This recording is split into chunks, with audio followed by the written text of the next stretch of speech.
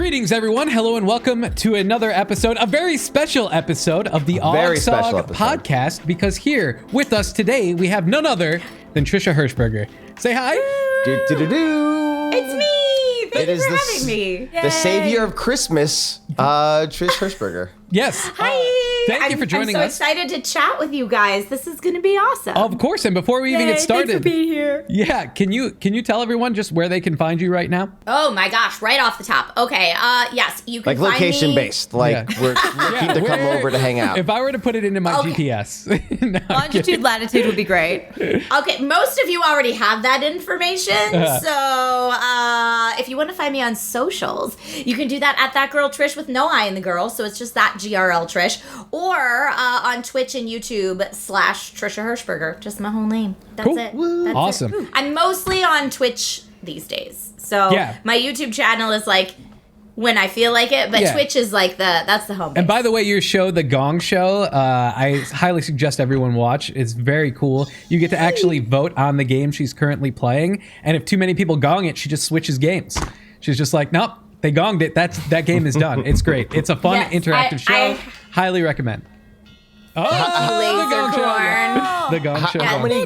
Gong. You still gong. How many games have you really been enjoying, but then the audience made you gong away from? That happens so much where I'm like, this game is going to be gangbusters. Like everyone's loving it on Steam. And for whatever reason, my audience is just not feeling it that day. And they're like, whatever, too slow. I'm bored. Get it out of my face. Well, and I'm like, guys, I'm pretty sure this is nominated for the Game Awards. Like, it's like, pretty much people universally like this. Okay. We're only. I feel like that's Lasercorn trying to stream any game on Twitch too. There are a lot of games out there though that are really fun to play and really boring to watch. It's just a reality you have to face. It's like, wow, I'm loving playing this game, but watching it, not as much fun. It's why I don't like playing any like action RPGs that I love to play on my own, like in front of an audience, because I'm like, I need to pick up every flower that I see, and that gets pretty boring immediately. Yeah. This is how Horizon Forbidden West took me like 9 months to complete, because I have to collect every shiny. Yeah. I'm like sneaking through. I played the first Horizon Zero Dawn, and I'm like sneaking around, like trying to find like artifacts on the map and stuff. And I'm like, this is really fun to play, but I would hate to watch this. It's the moments where you're like twirling around, having to get the thing, but you can't get the thing, so you're twirling around over and over and over again. But it feels really good when you get it. But watching someone else do it it's just excruciating. Yeah. I just realized, Mari, you're not supposed to be here.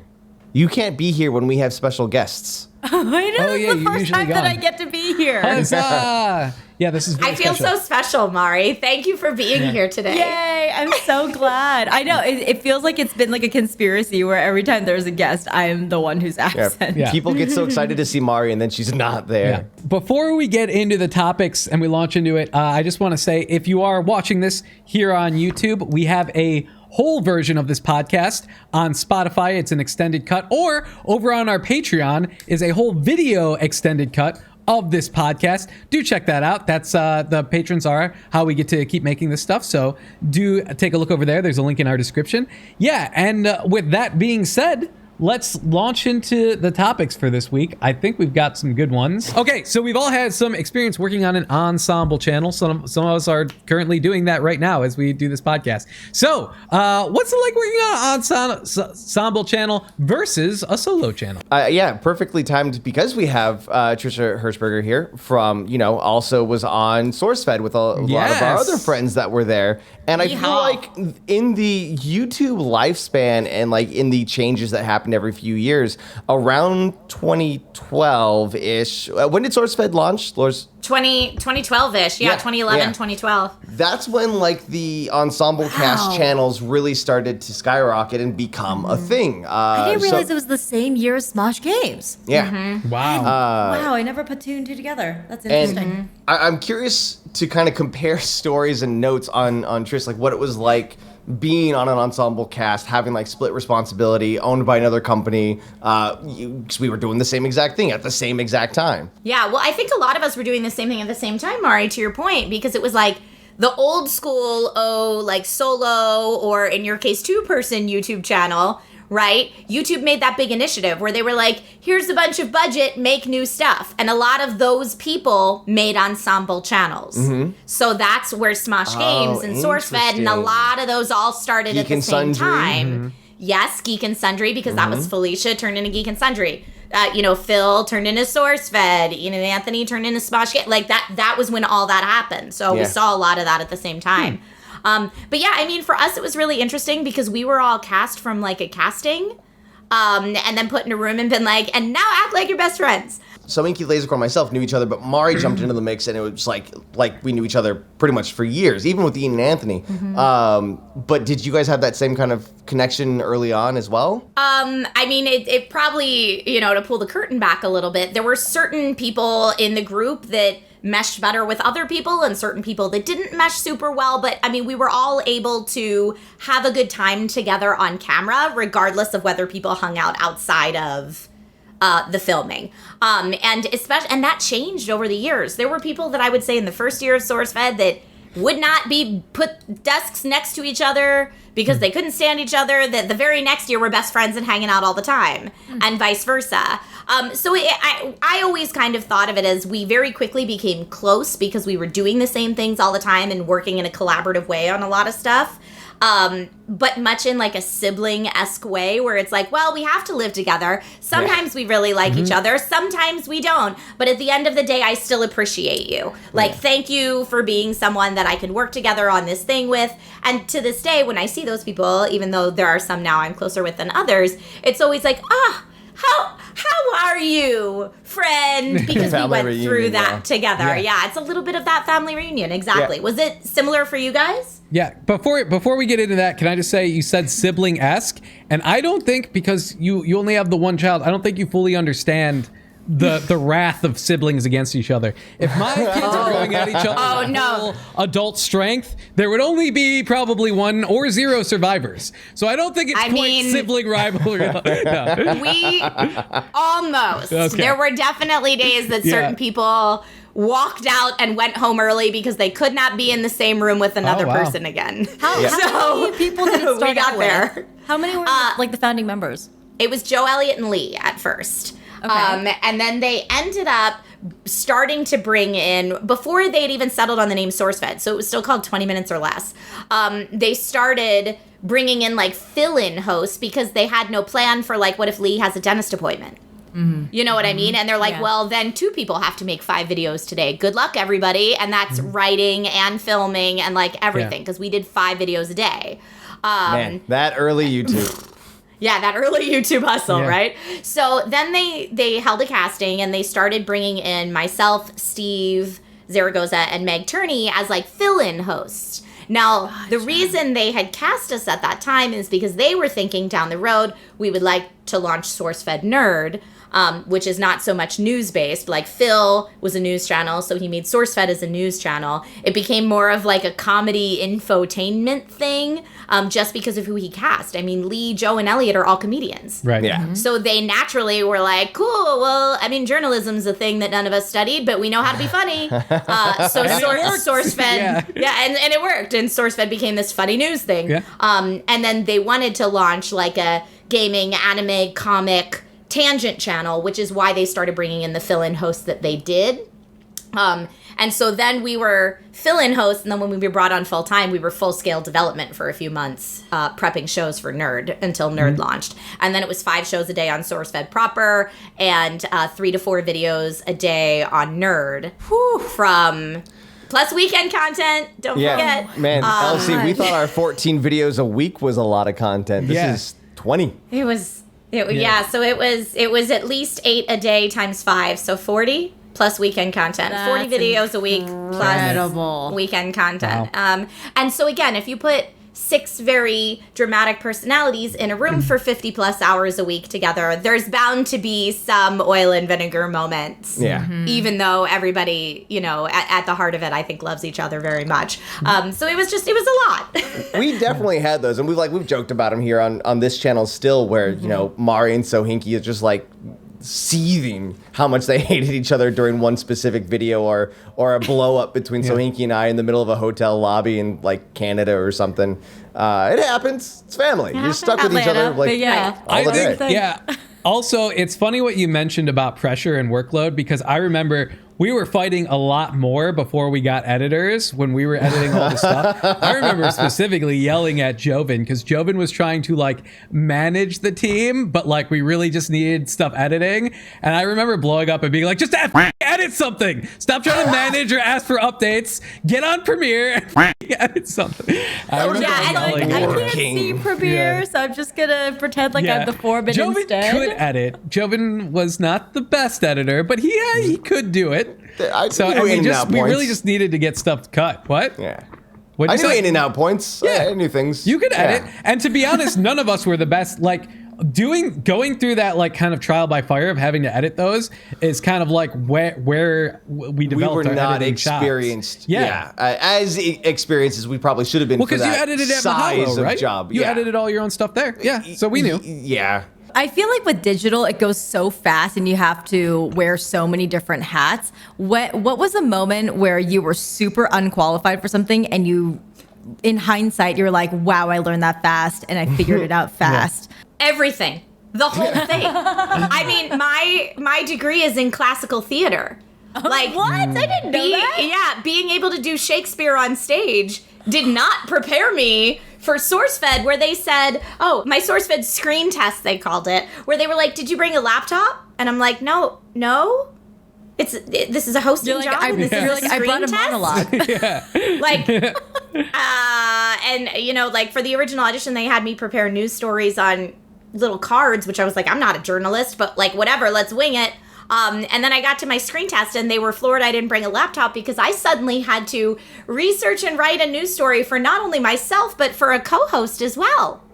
Can you get that script to us in about 30 minutes and then we'll do your screen test? Oh, that's not a screen test. That is not a screen test, but welcome to digital. Baptism by fire. Yeah. Get thrown right in. So then the inverse question, Trish, is what in your past experience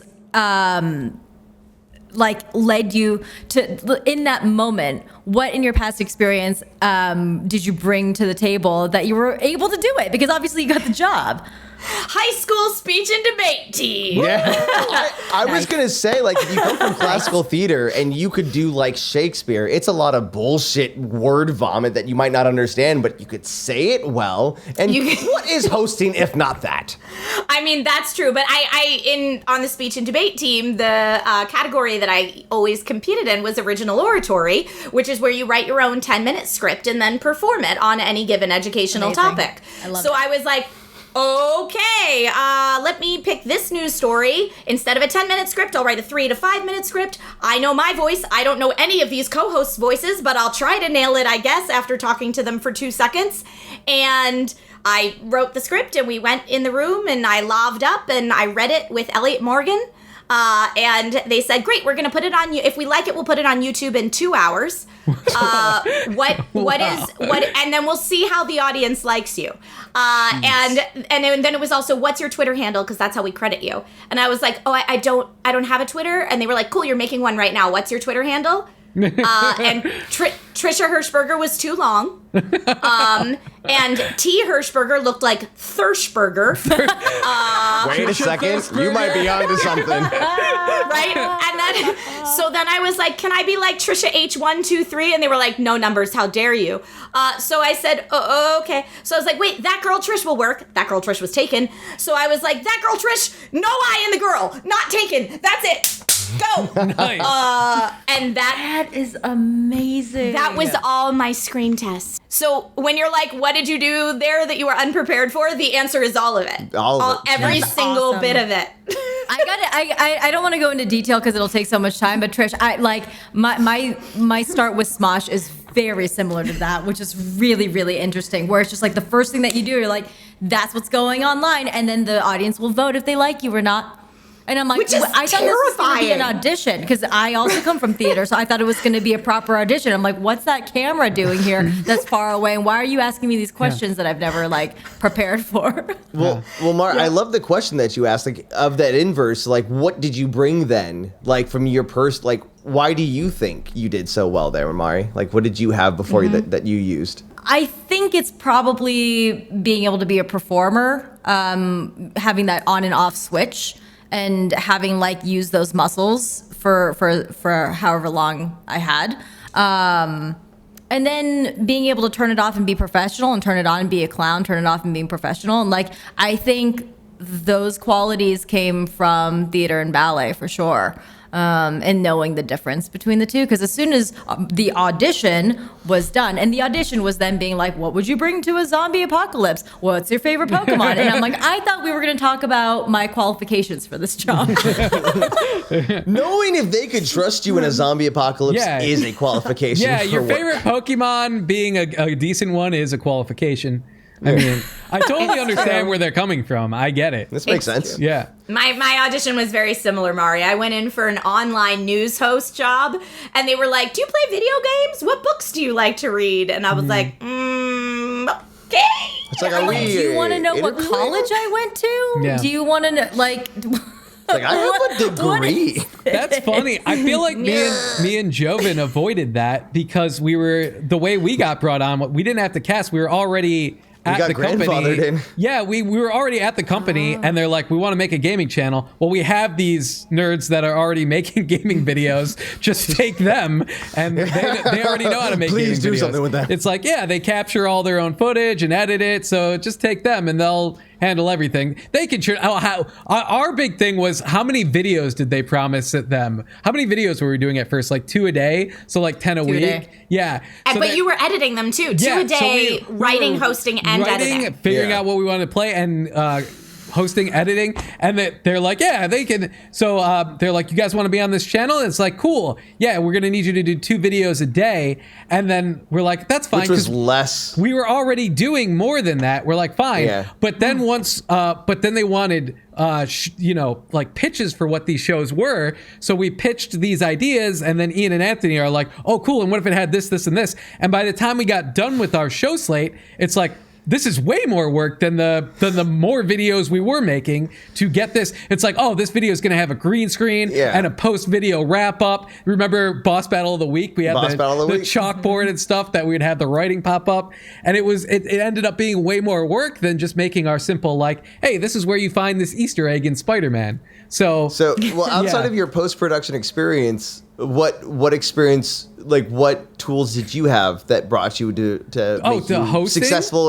Just to be successful in an ensemble environment? So I was part of in college a show called Fridays Live, which was a Saturday Night Live type ensemble show where I actually made it to head writer of that show. It was just a college production. It went out on the local TV station or whatever. But I did learn to work with a team there and kind of learn to bounce ideas off each other and what was funny. So I feel like that kind of prepared me a little bit. How about you, Jovid? I think my ability to bullshit yet sound genuine has always helped me speak well. Thus, maybe being a decent host, I'll just give myself that much credit. But, I think just being able to speak genuinely and having people believe that I'm being genuine is probably what's helped me the most. Are you being genuine right now? I never believe he's being genuine. Do you ever believe him? Just assume that I'm not.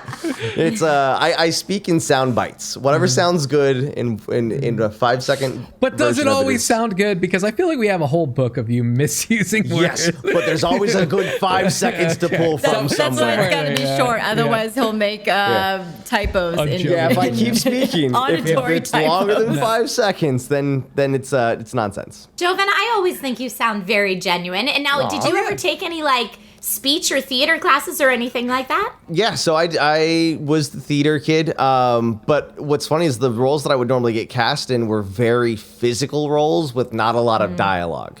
Okay. So I was definitely more into very I was Woodstock in You're a Good Man, Charlie Brown. Just because That's not even a role that exists in the musical. They're like, no, this is gonna work. Do this. Did you have a cool Woodstock costume? Not a cool suit. I might have a photo. Producer Paco knows. It was just like a yellow outfit. It was a giant yellow chicken outfit with yellow tights. And the first day we had oh God, this is so embarrassing. Bring it back. First day we had the costume fitting for Your Good Man, Charlie Brown. I had to run from like where we were doing the performance from the bathrooms to this room in costume. And so the bathroom, you had to like exit the bathroom, run around the building and then into the hall. And it was just this giant yellow chicken outfit with no tights yet. So just my bare ass legs. And of course, while making this run from outside in front of the quad area of the school into the theater area, all of the cheerleaders were practicing and were like out of a movie, and they were like during a downtime also. So they're just all facing my direction as I'm just running half naked in a chicken outfit with my chicken legs. Woodstock with hairy legs is such an unsightly sort of visual. Yeah, it's such a weird mental image. I could just see them. I could see all of them stop, look up, and just follow the bright yellow chicken that was running across the school.